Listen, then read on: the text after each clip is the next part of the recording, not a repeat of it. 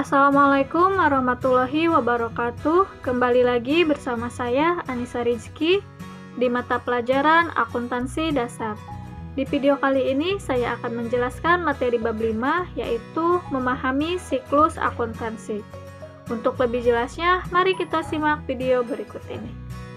Di video pembelajaran kali ini, kita akan membahas materi bab 5, yaitu memahami siklus akuntansi. Pertama, ada tahap pencatatan dalam siklus akuntansi.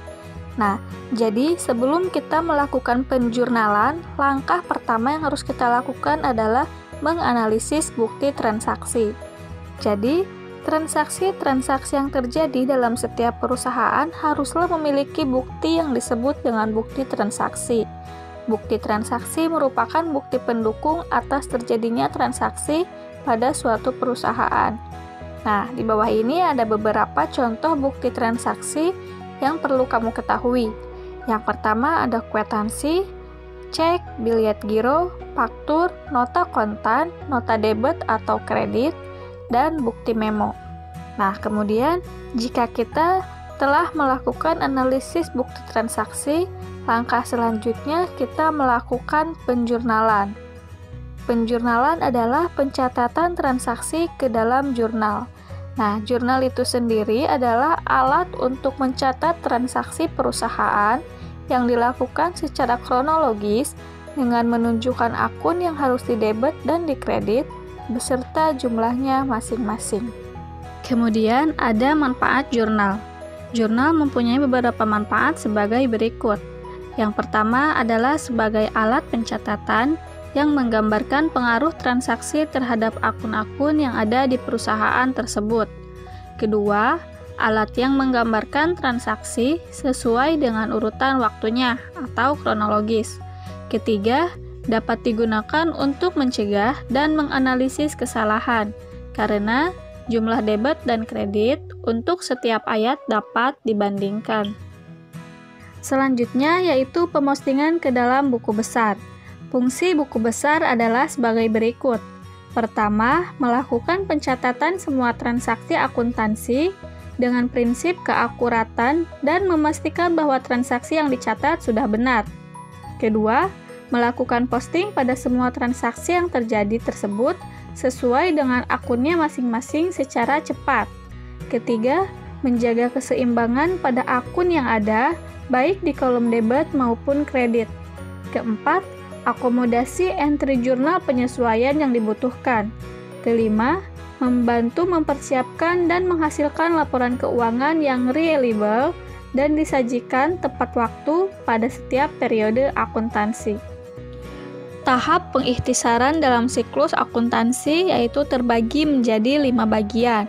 Yang pertama ada penyusunan neraca saldo. Nah, saldo-saldo dari buku besar digunakan untuk menyusun neraca saldo. Neraca saldo adalah daftar yang berisi saldo-saldo dari seluruh akun yang ada dalam buku besar pada suatu saat tertentu. Nah, tujuan penyusunan neraca saldo ini adalah untuk menguji kesamaan debit dan kredit di dalam buku besar dan untuk mempermudah penyusunan laporan keuangan.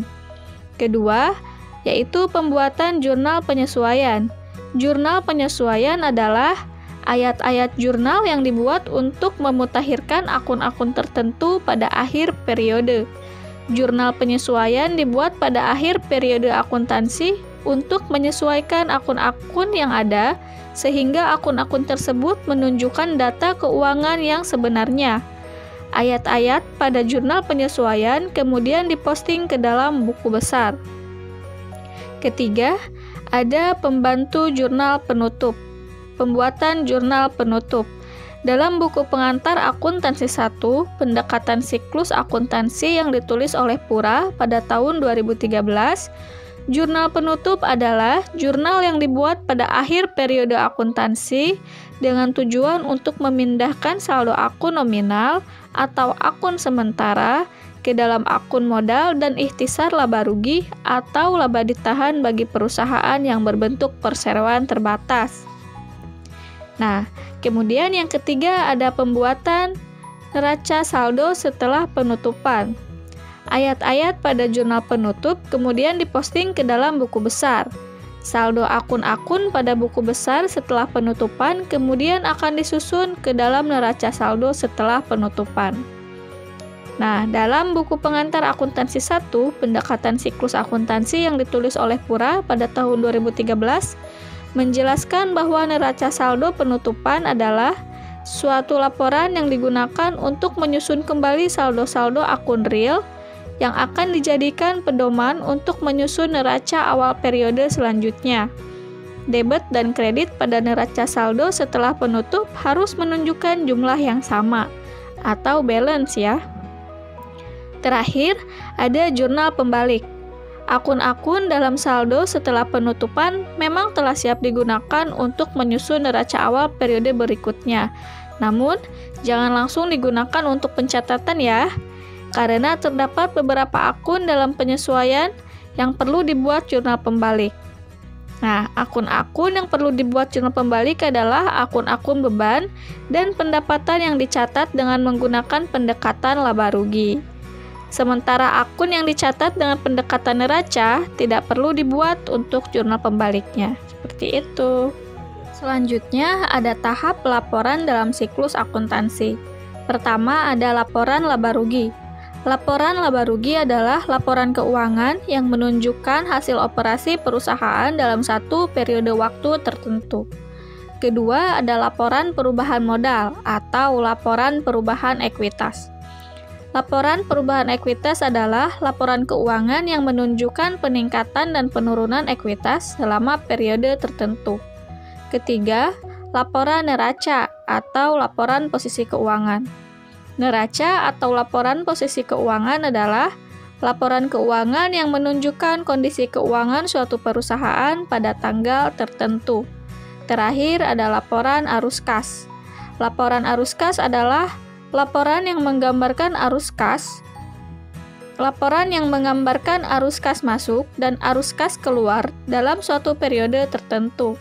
Di sini ada siklus akuntansi. Nah, siklus akuntansi ini adalah menggambarkan bagaimana terjadinya proses kegiatan akuntansi di sebuah perusahaan atau bisa di mana saja ya. Jadi, hal yang pertama yang harus dilakukan adalah di sini ada bukti transaksi. Kita menganalisis bukti transaksi. Nah, jika sudah menganalisis bukti transaksi, kemudian selanjutnya kita melakukan penjurnalan. Nah, setelah dijurnal, kemudian kita masukkan ke dalam buku besar utama. Jika sudah dimasukkan ke dalam buku besar utama, langkah selanjutnya adalah memasukkan akun-akun ke dalam neraca saldo. Nah, jika sudah di neraca saldo, kemudian dimasukkan kembali ke dalam kertas kerja atau worksheet. Nah, setelah dari worksheet ini, langkah selanjutnya adalah laporan keuangan. Laporan keuangan itu terbagi menjadi 3. Yang pertama ada laporan perubahan modal, ada laporan laba rugi, dan laporan neraca. Nah, kemudian jika sudah melakukan laporan keuangan, langkah selanjutnya adalah pembuatan jurnal penutup. Nah, kemudian langkah selanjutnya lagi ada neraca saldo setelah penutupan, dan langkah terakhir adalah jurnal pembalik.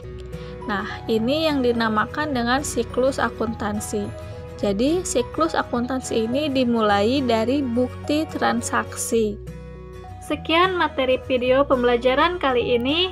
Nantikan materi selanjutnya hanya di channel Doa Bangsa TV. Wassalamualaikum warahmatullahi wabarakatuh.